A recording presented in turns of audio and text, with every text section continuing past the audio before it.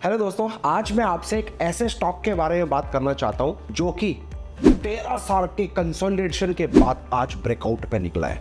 एक धुरंधर शेयर जो कि यहां से करीब करीब 100, 200, 300, 400, 500% का भी आरओआई दे दे, कोई बड़ी बात नहीं है। यस, एक ट्रेंडिंग स्टॉक जो हर कोई इस स्टॉक के बारे में बात करना चाहता है, बट मैं आज आपको थोड़ा सा लॉजिक दूंगा इसके बारे में, साथ ही साथ आने वाला फ्यूचर क्या हमारा। कोई बता सकता है कि हम क्योंकि स्टॉक मार्केट में अगर पैसा कमाना चाहते हो ना सर, सिर्फ स्टॉक को मत देखो, थीम देखो कि यार कौन से थीम में हम पैसा लगाएं जहाँ पे आने वाले 5-10 साल के अंदर वो ट्रेंडिंग होने वाला है और आज सस्ते रेट पे मिल रहा है। क्योंकि जब वो ट्रेंड हो जाएगा तो ऑलरेडी वो शेयर भागा हुआ होगा, फिर पूरी दुनिया उसके बारे में चिल्लाने लगेगी, फिर आप उसको महंगे रेट पे बाई करने हो। तो किंग रिसर्च को अगर फॉलो करते हो तो मैं हमेशा आपको कोशिश करता हूँ सही टाइम पे आपको एंट्री दिलाऊं, सस्ते स्टॉक्स में सस्ती जगह पे मैं आपको एंट्री कराऊं, सो दैट आने वाले जब वो थीम आए तो आपको महंगे रेट पे बेचने का भी मन ना करे, इतना आपको प्रॉफिट मिल रहा हो, राइट। तो आज मैं बात करना चाहता हूँ एक पावर सेक्टर का। आने वाला थीम आपको पता है, जैसे ईवी इलेक्ट्रिकल व्हीकल्स का है ना, और ईवी के अंदर जो बैटरी अगर लगने वाली उसको भी तो चार्ज करने के लिए पावर की जरूरत है। तो ऐसे बहुत सारे धुरंधर स्टॉक्स हैं पावर सेक्टर के अंदर। उन बहुत सारे धुरंधर स्टॉक्स में से मैं आज आपको सिर्फ एक शेयर करूंगा, जिससे कि आप सही जगह पे अपने लिमिटेड कैपिटल को इन्वेस्टमेंट करके मार्केट में आने वाले 5, 10, 15 साल के अंदर मोटा मल्टी बैगर रिटर्न कमा सकते। सो दोस्तों, आज मैं बात करने वाला हूं, ये क्या हुआ, स्टॉक का नाम लेने से पहले लाइट गुल। तो गाइस, एनी हिंट आपको समझ में आ गया होगा कि जो अभी लाइट आई है वो हर जगह जरूरत है, हर जगह जरूरत है। आप मोबाइल यूज़ करते हो, आपकी लाइट की ज़रूरत है, आप ड्रायर यूज़ करते हो, रिकॉर्डिंग कर रहे हो, लाइट्स की ज़रूरत है, हर जगह पावर की ज़रूरत है। बिना पावर के आप आगे थोड़ा सा भी नहीं बढ़ सकते। तो आज मैं पीएफसी के बारे में बात करना चाहता हूँ। पावर सेक्टर के दिग्गज शेयर्स बहुत सारे हैं, लेकिन ये जो पीएफसी लेके आया हूँ ये 34 नंबर पर रैंक करता है इंडिया की 500 फॉर्च्यून कंपनीज के अंदर। इस सेक्टर के अंदर अगर मैं रेटिंग की बात करूं तो AAA रेटिंग इसको मिली है, जो कि अपने आप में बयान करता है कि कितनी पावरफुल ये कंपनी है। NBFC non banking financial corporation, जो कि आपकी इंडिया की लार्जेस्ट गवर्नमेंट ओन्ड कंपनी है। पावर सेक्टर का बादशाह पीएफसी स्टॉक्स के बारे में आज मैं आपको टेक्निकल एनालिसिस करके दिखाने वाला हूँ। आ जाइए मेरे स्क्रीन पे। ये एक 6 महीने का टाइम फ्रेम पे चार्ट एनालिसिस में लेके आया हूँ। आप देखो, मार्केट 6 महीने मतलब लास्ट 13 ईयर्स से मार्केट एक रेंज में कंसोलिडेट कर रहा था और अब जाके इसने ब्रेकआउट देने की कोशिश करी है, राइट। सो अब मैं आपको यहाँ पे दिखाने वाला हूँ कि किस तरीके से यहाँ पे 192 का जो ऑल टाइम हाई था, उसने भी 13 साल का जो हाई था उसने भी इसको आज इस महीने हमारा ब्रेकआउट करके इसके उसके ऊपर वेट कर रहा है, सस्टेन कर रहा है। तो ये एक पावरफुल दिखता है। साथ ही साथ आप देखेंगे लास्ट के 6 मंथ्स में बैक टू बैक 2 ग्रीन आई है। तो मैं भी पर्सनली देखता हूँ कि जब मार्केट में अगर मुझे कुछ बाइंग करना है, जो भी टाइम फ्रेम में करना है, चाहे 5 मिनट में करना हो, चाहे 3 मिनट के करना हो, चाहे आधे घंटा 1 घंटे का, तो मैं कम से कम 2 कैंडल का वेट करता हूँ। ग्रीन कम से कम बनने चाहिए, बैक टू बैक 2 ग्रीन है, तभी उसके ऊपर एंटर लेने की कोशिश करता हूँ। तो ये जो मेरा थॉट प्रोसेस है, ये जो मैं अपने सिंपल ट्रेडिंग स्टाइल में जो यूज़ करता हूँ, वो भी इसके अंदर दिख रहा है। तो यहाँ पे जो ये पावरफुल है, ये मैं इसलिए आपको बार बार बोलना चाहूँगा कि यहाँ पे 192 का इसने ब्रेकआउट दिया पावरफुल, और बैक टू बैक 2 कैंडल इसने ग्रीन बनाए, और साथ ही साथ 13 साल के 13 ईयर्स के ब्रेकआउट में बैठा हुआ है। तो ये एक 6 मंथ्स के एनालिसिस है। तो मैं आपको यहाँ पे सजेस्ट करूंगा कि यहाँ पे आप बिंदास इसको पीएफसी को बाइंग कर सकते हो एंड सिट रिलैक्स। मेरा पहला टारगेट होगा 302 का पहला टारगेट होगा, 340 का सेकंड टारगेट होगा एंड 410 का थर्ड टारगेट होगा एंड सिट रिलैक्स। अगेन बोल रहा हूँ, 410 के बाद भी रुकेंगे नहीं, कम से कम इसको लेके जाएंगे 1000 रुपए तक के टारगेट के लिए। क्या आप में 1000 रुपए का टारगेट के लिए पेशेंस है?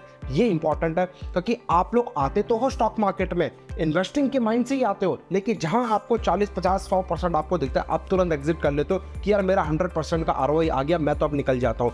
भाई, इन्वेस्टिंग की दुनिया में अगर आप प्रॉपर्टी लेते हो तो कभी ये सोच के आते हो कि नहीं, आज मैंने लैंड 1 लाख रुपए के लिए, कल मुझे 2 लाख रुपए मिलेंगे तो मैं निकल जाऊंगा? नहीं, जब तक आपको जरूरत नहीं होती तब तक आप लैंड नहीं बेचते हो। चाहे वो लैंड को आप अपने बच्चों को दे के जाओ, आपका बच्चा आप अपने बच्चों को दे के जाए, तो इसी तरीके से एक लेगेसी को मेंटेन करो। स्टॉक मार्केट में इन्वेस्टिंग मतलब सर वो शेयर्स अपने बच्चों के लिए खरीद के जाओ, पहले ही थॉट प्रोसेस बना लो कि भैया मैं एक लॉन्ग पीरियड ऑफ टाइम के लिए इन्वेस्टमेंट करने वाला हूँ। तो पीएफसी लंबी रेस का घोड़ा है, 1000 पॉइंट का टारगेट भी यहाँ से मिल जाए कोई बड़ी बात नहीं है, बट स्टिल एक शॉर्ट टर्म एक लॉन्ग टर्म व्यू दोनों मैंने आपको इसमें देने की कोशिश करी है। साथ ही साथ आप देख सकते हो यहाँ पे एक मंथली टाइम फ्रेम पे भी मैं एनालिसिस लेके आया हूँ, जहाँ पे मंथली पे 60 का आरएसआई का क्रॉसओवर हो गया है, डेली पे क्रॉसओवर हो गया है, वीकली पे क्रॉसओवर हो गया है, तीनों टाइम फ्रेम में 60 का मल्टी कंफर्मेशन हो गया है। तो ये भी एक पैरामीटर मैं अपने इन्वेस्टिंग एनालिसिस में लेके आऊँ, तो जो मैं आपको फ्री में सिखाना चाह रहा हूँ, तो ये भी एक जबरदस्त पैटर्न निकला है। साथ ही साथ अगर मैं बोलूँ डेली ब्रेकआउट भी है, मंथली ब्रेकआउट भी है, ईयरली ब्रेकआउट भी है, तीन का ब्रेकआउट है। मैं ईयरली 13 ईयर्स का ब्रेकआउट है।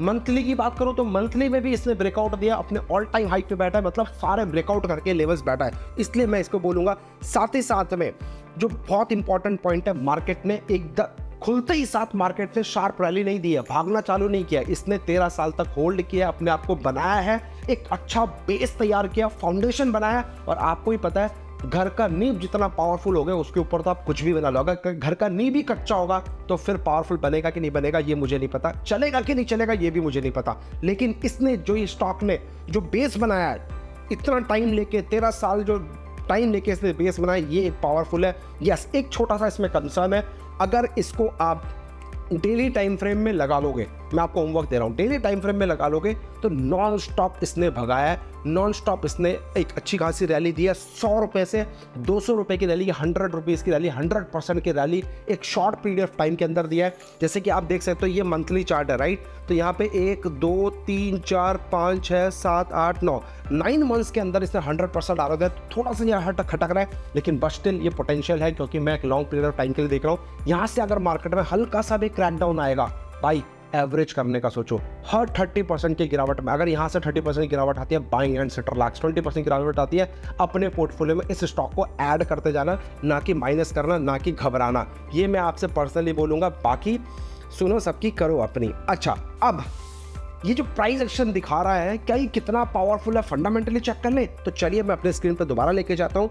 सर, अगर मैं एनुअल पीएटी की बात करूँ 2023 में अब तक का रिकॉर्ड बनाया इसने, 13% से इंक्रीज होकर, यानी कि 18,768 करोड़ का जो इनका पैट था वो इंक्रीज होकर 21 पे 13% की ग्रोथ है। साथ ही साथ में नेटवर्थ की बात करो तो 16% की ईयर एंड ईयर इनकी ग्रोथ हो रही है। आरओसी की बात करो तो ऑलमोस्ट 10%।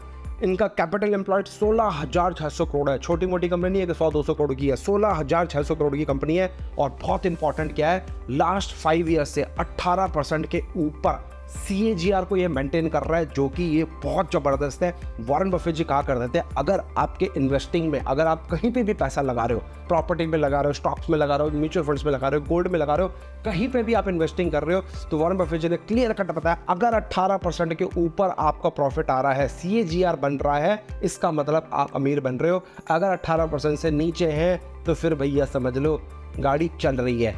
अब एक और होमवर्क है, मान लो आपने 1 करोड़ का इन्वेस्टमेंट किया प्रॉपर्टी में और 30,000 रुपये मंथली रेंट आ रहा है, तो साल भर में कितना हुआ?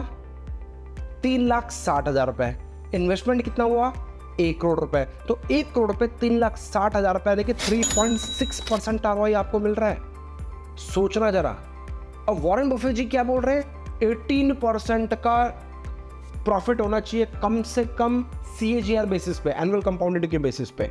तो सोचो प्रॉपर्टी लेने से पहले, बट वो जो 18% का CAGR है ना, वो पॉसिबल है only in the stock market. ये मैं आपको इन्वेस्टिंग का पावर दिखाना चाहता हूँ, इसलिए मैंने आपको ये एग्जांपल देने की कोशिश करी। बाकी आप गूगल करने ना, आपको समझ में आएगा। डिविडेंड पे आउट ऑलमोस्ट 22% के बेसिस पे डिविडेंड पे आउट है, 6% पे डिविडेंड यील्ड है। Very nice. और मैं आपको एक और लॉजिक देता हूँ, ये भी अपने चार्ट एनालिसिस के लिए हमेशा डालो। कोई भी स्टॉक को इन्वेस्टमेंट करने से पहले सबकी सुनो, करो अपनी।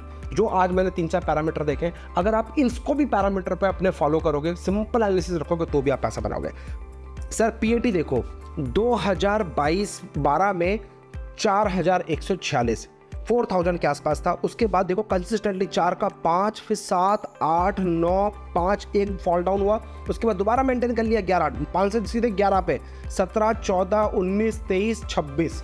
कंसिस्टेंटली लास्ट 10-11 साल के अंदर इसने ग्रो किया है। एक ही बार फॉल डाउन होता है, उसके बाद कंटिन्यूसली ग्रो किया है। और अगर मैं प्रॉफिट की बात करूं सर, कहां 2012 में 3000 करोड़ का था और अब 21,000 करोड़ का प्रॉफिट मेंटेन कर रहे हैं। और आज हम बात कर रहे हैं ईवी की, आज हम बात कर रहे हैं बैटरीज की, आज हम बात कर रहे हैं इलेक्ट्रिक की, आज हम बात कर रहे हैं कि भैया रिन्यूएबल एनर्जी की बात कर रहे हैं। तो भैया पावर सेक्टर को हल्के में मत लेना, ये बाप ऑफ ऑल स्टॉक हो सकता है। अब डिविडेंड पे आउट आपको मैंने बता दिया, अर्निंग पर शेयर भी देखो सर, कहाँ 11 से मेंटेन करते करते अर्निंग पर शेयर अभी कितना आ गया है, 11 से मेंटेन करते करते 60 के पास आ गया है। This is again a wonderful value, जहाँ पे अर्निंग पर शेयर भी इस स्टॉक के अंदर दमखम दिखाता है कि भैया पर शेयर में हम कितना कमा रहे हैं, हमने कितना पैसा लगा जिस पर हमने कितना हमें निकाल के दे रही है वैल्यू। और मोस्ट इंपॉर्टेंट ROE, जो कि 5 ईयर्स में 20% के ऊपर मेंटेन कर रहा है। This is again a wonderful chart, wonderful fundamental, जो कि आपको नज़रअंदाज बिल्कुल भी नहीं करना चाहिए।